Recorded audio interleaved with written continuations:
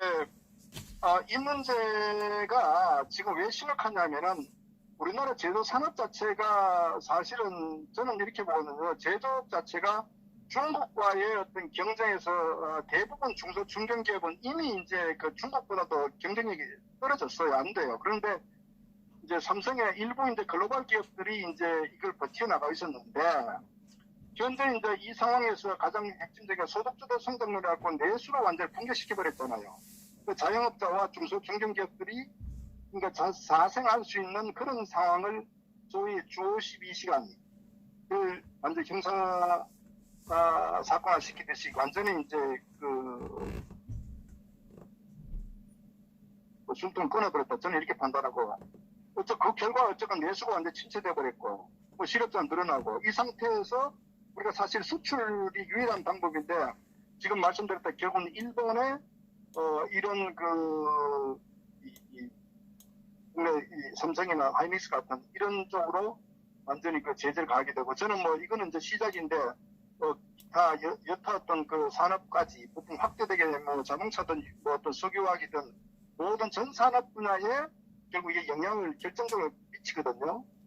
그러니까 그 상태에서 뭐 아시다시피 지금 뭐 중국 같은 경우도 이미 그 중국 시장도 굉장히 이제 수요가 좀 줄었던 상태에서 우리 수출도 굉장히 급감하게 되고 결국 이 상태에서 결국은 이 문제가 저는 이런 기억나는 우리가 옛날 97년도 IMF 왔을 때 사실 거기는 뭐 그 당시에는 이제 금융위기였단 말이에요. 그 당시에도 이제 미국에서 이 금융에 대한 문제를 제재를 할 때 사실 우리나라가 일본에다가 이제 그 돌파를 하려고 했는데 미국에서 일본에 압력을 넣어가지고 이제 오히려 일본이 단기 외채를 회수하도록 그래가지고 그냥 가버렸거든요. 그러니까 지금 결국은 한국 경제란 부분은 내수 자체도 완전히 뭐 기반이 무너져 버렸고, 뭐 글로벌 기업들도 이미 좀 이런 일본과의 어떤 경제 제재에 의해서 어떤 뭐 심각한 타격을 보게 되고, 그 다음에 어떤 중국으로부터 수출에 대한 수출 감소도 감소되고, 그러니까 결국 여기에서 이제 금융만 손을 대버리게 되면은 결국 IMF가 이건 뭐 100% IMF 올 수밖에 없죠. 그러니까 결국 이 문제는 경제 문제가 아니라 결국은 이제 이 정치 외교 문제로부터 비롯된 거거든요. 우리가 아무리 이렇게 그 경제적 어려움이 있더라도 사실은 이제 이 외교 관계를 잘 하게 되면은 나는 우리가 어떤 그 도움을 받을 수 있단 말이에요. 그러니까 뭐 필요에 따라 우리가 뭐 통화 스와핑 같은 것도 하는 것도 일종의 이제 그런 어떤 리스크에 대비해 가지고 나름대로 여러 가지 정책을 펴는데 문제는 외교가 완전히 고립되어 버렸기 때문에 그것이 저는 큰 결정적인 패착이고 더더구나 가장 중요한 것은 우리가 사실 한일 관계가 좀 나빠도 한미 관계가 굳건하게 되면 어느 정도 우리가 돌파구 열릴 수 있어요. 미국이 중재를 하기 때문에. 그런데 심각한 것은 현재 한미 관계가 완전히 돌이킬 수 없는 상태까지 이런 상태를 갖기 때문에 결국은 뭐 저는 경제적으로 IMF가 올 가능성이 매우 크다. 저는 이 상태가 아마 조기에 수습되지 않으면은 선택 여지가 없다. 결국은 또 제가 우려되는 거는 97년도 IMF 때부터 지금이 더 왜 위험하냐면은 그 당시에 금융위기였단 말이에요. 그러나 우리가 그 당시에는 이제 제품 수출 산업할 때 인건비도 사고 원가 경쟁력이 있었기 때문에 금융만 외환만 어느 정도 뒷받침돼서 우리가 수출을 해서 먹고 살 수 있었어요. 그런데 지금은 그게 아니라 내수가 붕괴되고 이 제조 경쟁력이 중국에 비해서 완전히 떨어지고 일본에 떨어지기 때문에 이제는 사실은 이 소위 구조 자체가 무너져 버리는 이 상황이 도래됐기 때문에 제가 봤을 때는 너무나 심각하다.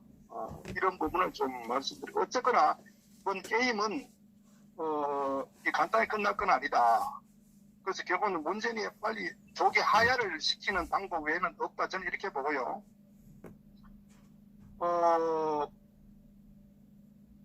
지금은 뭐 제가 봤을 때는 뭐 선택 의지가 없는 상태고 결국은 말씀드렸다시피 이것은 이 문재인 좌파 정권의 어떤 정권 태동과 결국은 이런 결과를 갈 수밖에 없는 그런 어떤 출발이었다. 저는 이렇게 봐요.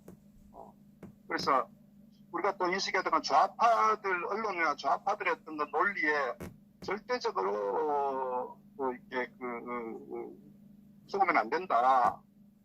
아마 좌파들은 반드시 이 사건을 그냥 경제가 망하더라도 반일 감정으로 불쾌가지고 결국 이제 어떤 북한과의 어떤 그런 우리 민족끼리한 이런 측면으로 아마 또 정치적으로 이용을 많이 할 거예요.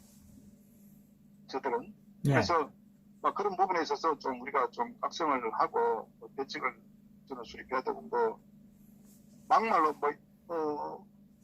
아마 부동산도 공개될 것이고 주식도 마찬가지고 그래서 정말 현금 상자선 달러나 금으로 보유하고 있는 게 저는 오히려 좀 혈반을 선택하는 게 이런 생각도 들어요. 제가 좀 말씀드리고 싶어서.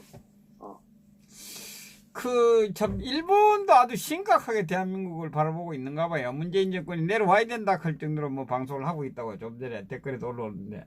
우리나라 국민들은 지금 어떤 생각을 하고 있겠습니까, 우리?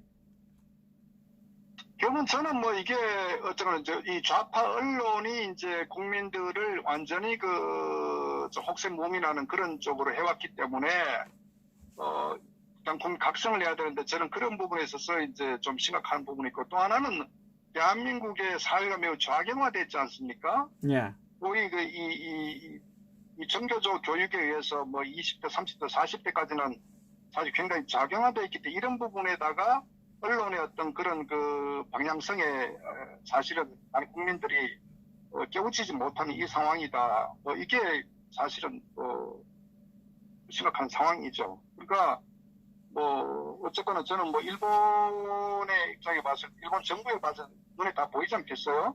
예.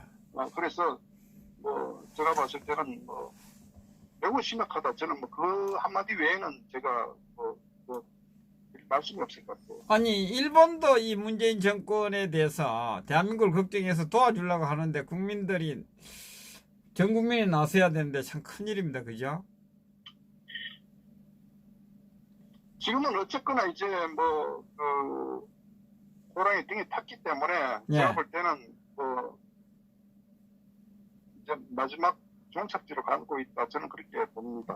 답이 없다. 이렇게 보니. 예, 알겠습니다. 네, 감사합니다. 감사합니다. 네. 수고하셨습니다.